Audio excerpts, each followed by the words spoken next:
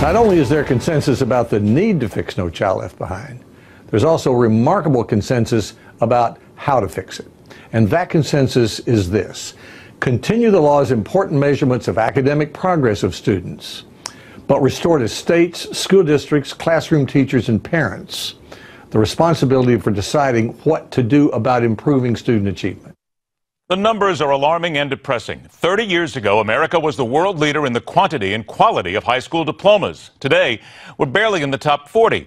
More than 1 million kids don't graduate from high school every year. That's almost 25% of the entire population. 7,000 students every single day. American education is failing miserably. Time to step up and stop waiting for someone else to save the day. And our guest is doing just that. Former CNN anchor and co-founder of the 74million.org, hosting a national education summit tomorrow where the GOP POTUS candidates will hopefully talk more substance than blather about how to change the system. Let's welcome Campbell Brown to the Hardline. Campbell, thanks so much for being here.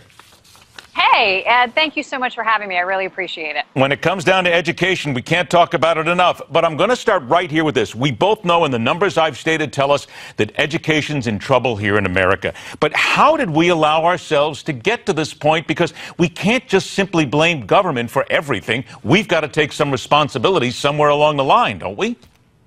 I think you're right, Ed, and that's why I think that our summit tomorrow is going to be very interesting, because you have everyone who is going to be on that stage, with the exception of Carly Fiorina, is a governor or has been a governor.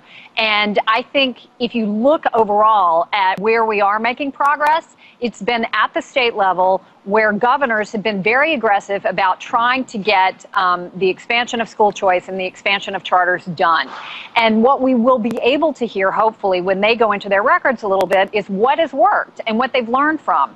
Now, the challenge is, if you're running for president, is do you federalize any of this stuff? And that's where the tension is on the Republican side, as you know, over local control versus federal control. And where do you draw the line? Are you opposed to incentives for things like Common Core, which many of them have said they are, but would you support incentives for school choice or for charters coming from the federal government? Those are all questions that are going to be on the table tomorrow. Now, with all these POTUS candidates there, I mean, look, you've covered these people before. You've covered politicians, newsmakers. We both have. We've asked them questions, and we rarely expect to get the truth back. So with these people sitting there, do you seriously expect them to be sincere and to give us honest answers instead of just giving us the consistent rhetoric that we get every single time?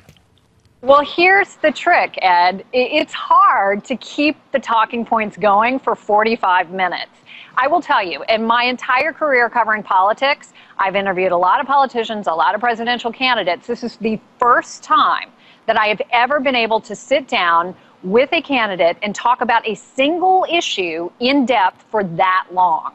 So I do think we're going to get beyond some of that. I expect probably the first 5 or 10 minutes, you may get a lot of the traditional talking points, but then we got to go somewhere else. You have to be able to talk about these issues with a level of knowledge that goes beyond that, that's more than just some briefing you got from a staffer. And because, again, as I said before, they're governors, and with Carly Fiorina, you have a former CEO who is certainly, experienced and has been well-versed on a lot of these issues.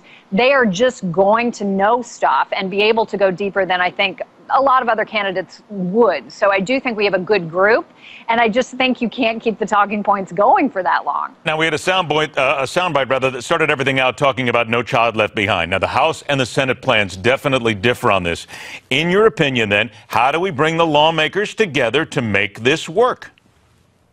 So there are two sticking points on that, Ed, and one is about the accountability piece. As you know, there's an amendment that's been introduced by Cory Booker and Chris Murphy that calls for accountability with regard to persistently failing schools, and how do you ensure disadvantaged kids are making progress.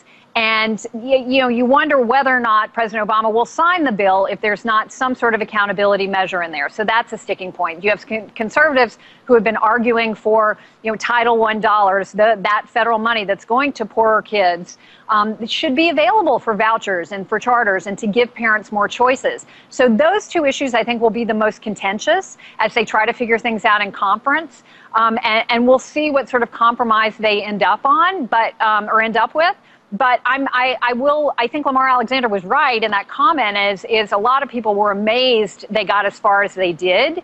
And so the fact that they're here now makes you hope that they will put in, the needed improvements to keep us headed on the right path, and that they won't undo too much of the things, frankly, that we're working with No Child Left Behind. So you want to get the right balance, but they seem to be serious about trying to get this done. We want to remind everybody the website, once again, is the74million.org. It takes its name from the 74 million kids in the United States. It is a chance to turn things around with regard to education.